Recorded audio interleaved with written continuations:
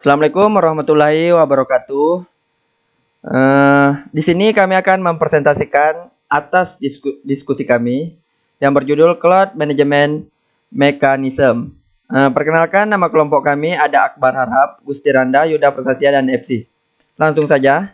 Cloud Management Mechanism. Sistem manajemen cloud meliputi Remote Administration System, Resource Management System (SLA), Management System, Blink Management System. Sistem ini biasanya menyediakan API terintegrasi dan dapat ditawarkan sebagai produk individual, aplikasi khusus, atau digabungkan ke dalam berbagai rangkaian produk atau multifungsi.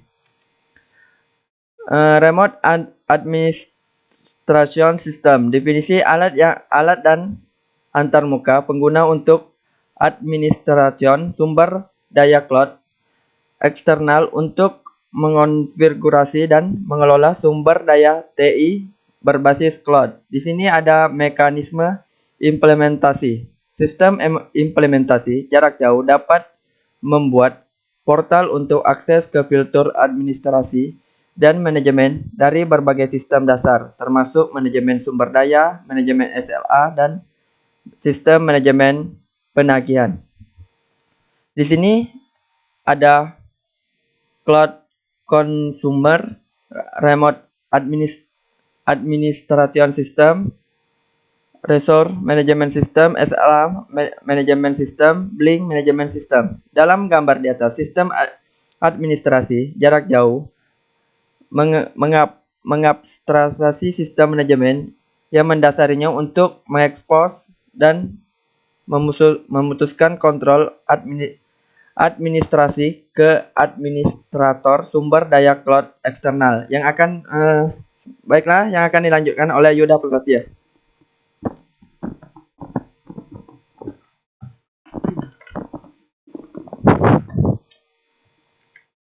Baiklah, di sini ada jenis portal, yaitu portal itu bagi menjadi dua. Yang pertama ada portal penggunaan dan administrasi. Yang kedua ada portal layanan mandiri. Selanjutnya ada jenis portal dibuat bergantung kepada jenis produk cloud digunakan konsumen cloud dari penyediaan cloud. Yang kedua ada tingkat kontrol akses yang diberikan oleh penyedia cloud kepada konsumen cloud.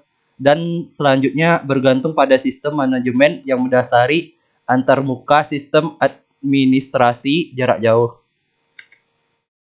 Konsumen cloud menggunakan konsol administrasi jarak jauh untuk, yaitu yang pertama ada untuk mengkonfigurasi dan menyiapkan layanan cloud. Yang kedua ada penyediaan dan pelepasan sumber daya TI untuk layanan cloud sesuai permintaan.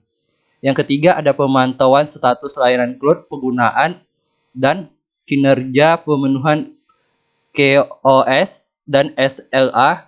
Yang keempat ada mengolah biaya sewa dan biaya pengguna.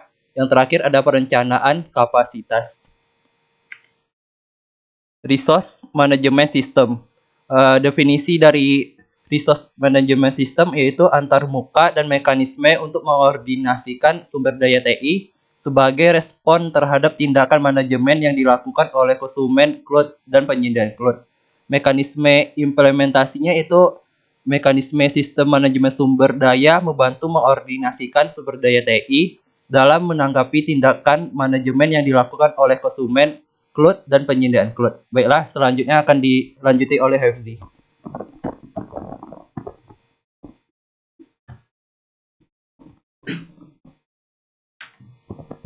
Baik, untuk gambar di samping adalah sistem manajemen sumber daya yang mencangkup platform VIM dan repositor image file mesin virtual.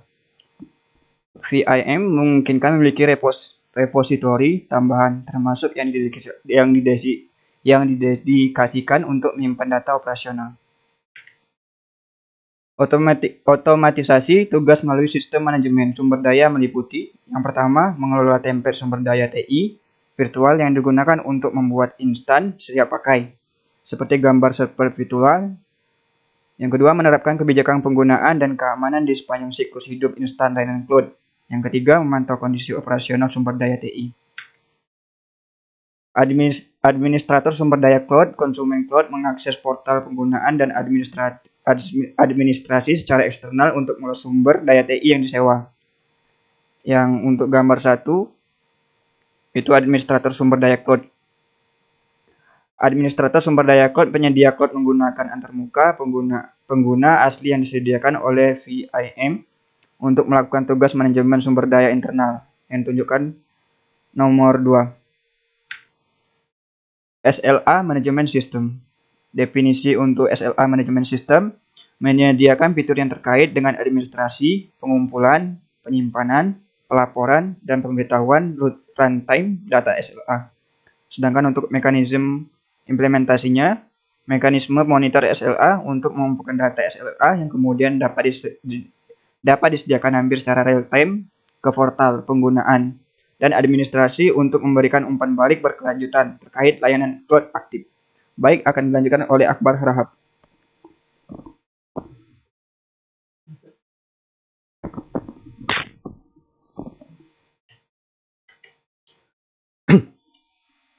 Gambar di atas adalah sistem manajemen SLA yang mencakup manajer SLA dan penyimpanan pengukuran QoS.